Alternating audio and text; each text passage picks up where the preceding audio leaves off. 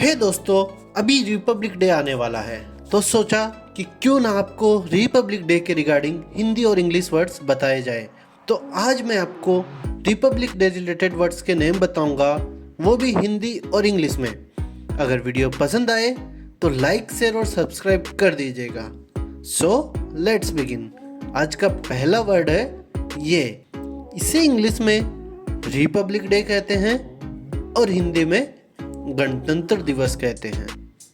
इसे इंग्लिश में कॉन्स्टिट्यूशन कहते हैं और हिंदी में संविधान कहते हैं। इसे इंग्लिश में परेड कहते हैं और हिंदी में भी इसे परेड ही कहते हैं। इसे इंग्लिश में प्रेसिडेंट कहते हैं और हिंदी में राष्ट्रपति कहते हैं। इसे इंग्लिश में नेशनल फ्लैग कहते हैं और हिंदी में राष्ट्रीय ध्वज कहते हैं। इसे इंग्लिश में नेशनल एंथम कहते हैं और हिंदी में राष्ट्रीय गान कहते हैं। इसे इंग्लिश में फ्रीडम कहते हैं और हिंदी में स्वतंत्रता कहते हैं। इसे इंग्लिश में डेमोक्रेसी कहते हैं और हिंदी में इसे लोकतंत्र कहते हैं। इसे इंग्लिश में पैट्रियोटिज्म कहते हैं और हिंदी में इसे देशभक्ति कहते हैं। इसे इंग्लिश में सैक्रिफाइस कहते हैं और हिंदी में इसे बलिदान कहते हैं। इसे इंग्लिश में सिटीजन कहते हैं और हिंदी में इसे नागरिक कहते हैं। इसे इंग्लिश में यूनिटी कहते हैं और यूनिटी को हिंदी में एकता कहते हैं।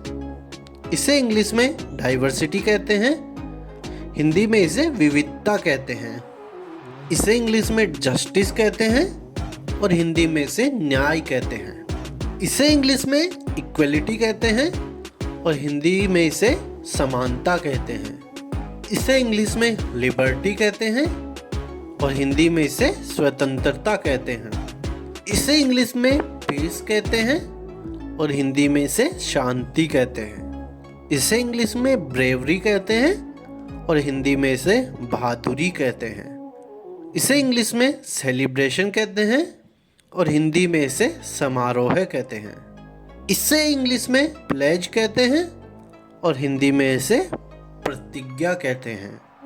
इसे इंग्लिश में सोल्जर कहते हैं और हिंदी में इसे सैनिक कहते हैं। इसे इंग्लिश में करेज कहते हैं और हिंदी में इसे साहस कहते हैं। इसे इंग्लिश में विक्ट्री कहते हैं और हिंदी में इसे विजय कहते हैं। इसे इंग्लिश में होमलैंड कहते हैं और हिंदी में इसे मातृभूमि कहते हैं। इसे इंग्लिश में ऑनर कहते हैं और हिंदी में इसे सम्मान कहते हैं। इसे इंग्लिश में ड्यूटी कहते हैं और हिंदी में इसे कर्तव्य कहते हैं। इसे इंग्लिश में रिपब्लिक कहते हैं और हिंदी में इसे गणराज्य कहते हैं। इसे इंग्लिश में सेक्युलर कहते हैं और हिंदी में इसे धर्मनिरपेक्ष कहते हैं।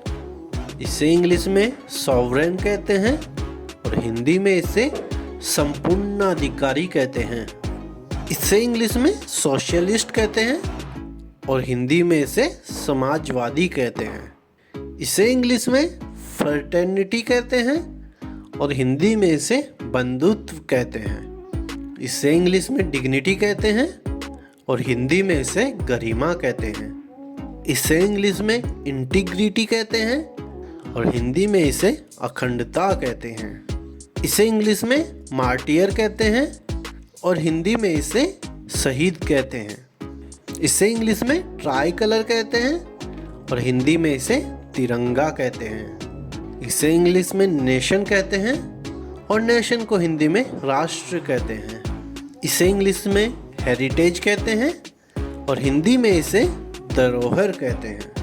इसे इंग्लिश में कल्चर कहते हैं और हिंदी में इसे संस्कृति कहते हैं। इसे इंग्लिश में ट्रेडिशन कहते हैं और हिंदी में इसे परंपरा कहते हैं। इसे इंग्लिश में रेस्पेक्ट कहते हैं और हिंदी में इसे सम्मान कहते हैं। इसे इंग्लिश में इंडिपेंडेंस कहते हैं और हिंदी में इसे स्वतंत्रता कहते हैं।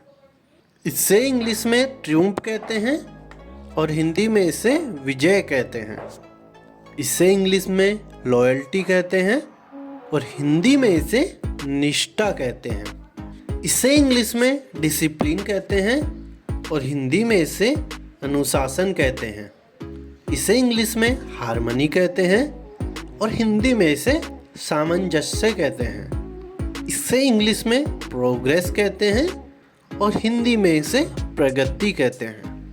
इसे इंग्लिश में प्रोस्पेरिटी कहते हैं और हिंदी में इसे समृद्धि कहते हैं। इसे इंग्लिश में एम्पावरमेंट कहते हैं और हिंदी में इसे सशक्तिकरण कहते हैं। इसे इंग्लिश में इंस्पिरेशन कहते हैं और हिंदी में इसे प्रेरणा कहते हैं। इसे इंग्लिश में रिवॉल्यूशन कहते हैं और हिंदी में इसे क्रांति कहते हैं। इसे इंग्लिश में राइट्स कहते हैं और हिंदी में इसे अधिकार कहते हैं। इसे इंग्लिश में ड्यूटीज कहते हैं और हिंदी में इसे कर्तव्य कहते हैं। इसे इंग्लिश में यूनिटी इन डाइवर्सिटी कहते हैं और हिंदी में इसे विविधता में एकता कहते हैं। इसे इंग्लिश में पब्लिक कहते हैं और हिंदी में इसे जनता कहते हैं। इसे इंग्लिश में गवर्नमेंट कहते हैं और हिंदी में इसे सरकार कहते हैं। इसे इंग्लिश में सॉवरेन कहते हैं और हिंदी में इसे सार्वभौम कहते हैं। तो दोस्तों, इस वीडियो में मैंने आपको 58 रिपब्लिक डे रिलेटेड वर्ड्स के नेम बताए हैं, वो भी हिंदी और इंग्लिश में।